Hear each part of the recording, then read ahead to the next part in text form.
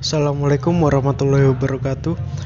Selamat malam teman-teman sekalian yang berbahagia. Perkenalkan, nama saya Gilang Ramadhani dari program studi S1 Sistem Informasi.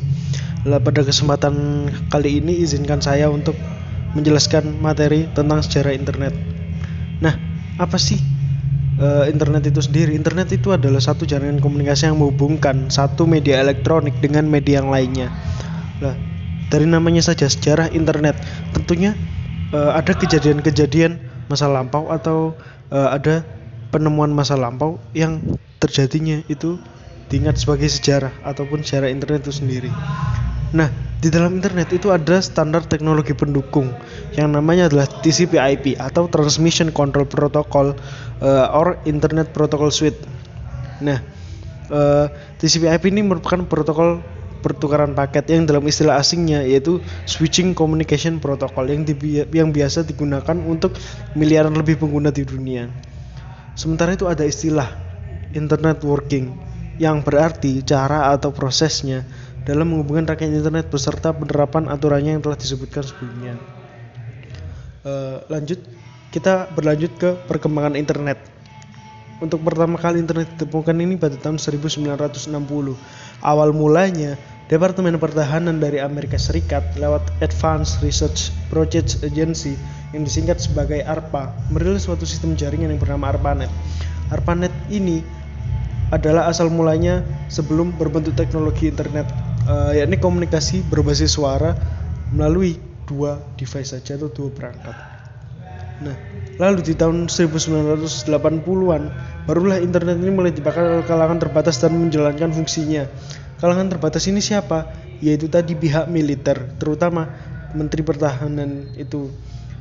Karena adanya teknologi ARPANET ini, banyak beberapa universitas dari Amerika Serikat ingin mengembangkan ARPANET ini agar lebih berkembang dan lebih memiliki fungsi yang maksimal. Contohnya saja seperti Stanford, Cambridge, Harvard, dan kampus lain itu ingin mengembangkan ARPANET ini. Nah, ini merupakan contoh dari jaringan ARPANET di mana yang pada awalnya ARPANET hanya bisa menghubungkan satu atau dua device, lalu dikembangkan lagi pada tahun 1970 menjadi 5 device, dan saat dikembangkan oleh beberapa universitas menjadikan dia jaringan pribadi yang dapat menghubungkan beberapa universitas terkenal yang jaraknya cukup jauh. Nah, lalu untuk protokol standar dari TCP/IP sendiri mulai dipublikasikan di publik itu pada tahun 1982. Nah, selain standar dari TCP/IP, ada juga kita meng-create yang namanya domain. Domain ini sudah mulai dipakai 4 tahun setelah adanya TCP/IP, yakni pada tahun 1986 bersamaan dengan adanya National Science Foundation Network atau NSFNet. Nah, apa sih NSFNet ini? NSFNet ini merupakan pengganti peranan dari ARPANET sebagai suatu wadah riset terkait Amerika Serikat. Nah, beberapa jaringan internasional pada banyak negara akhirnya mulai dikembangkan dan dihubungkan lewat NSFNet tersebut. Nah, ini sendiri adalah gambaran dari jaringan NSFNet. Terlihat begitu kompleks, melebihi dari jaringan ARPANET itu sendiri. Nah, pada tahun 1990, ARPANET akhirnya memutuskan untuk menutup pusat risetnya. Namun, internet hasil perkembangan ARPANET itu masih terus tetap berkembang hingga saat ini. Dulu, informasi dari internet itu hanya berbasis teks ataupun suara. Namun, pada tahun 1990 mulai dikenali dengan sejenis WWW atau World Wide Web. Itu mulai dikembangkan oleh CERN. Nah, lalu di 1993 internet pun didirikan biar kita bisa mendaftarkan nama domain dari publik.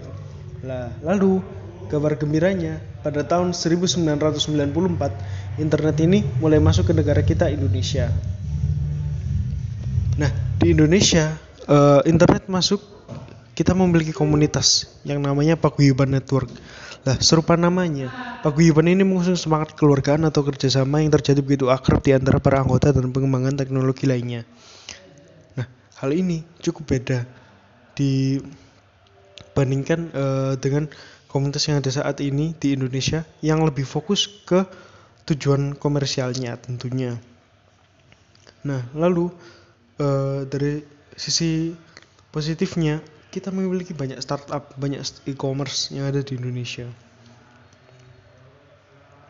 Nah, yang terakhir nih, dari perkembangan internet itu dari awal ARPANET, lalu adanya NSFHNet, adanya internet untuk kita bisa mendaftarkan domain, masuknya internet ke Indonesia, lalu adanya komunitas-komunitas jaringan di Indonesia. Lah, pada saat ini internet sendiri itu mulai berkembang sangat pesat.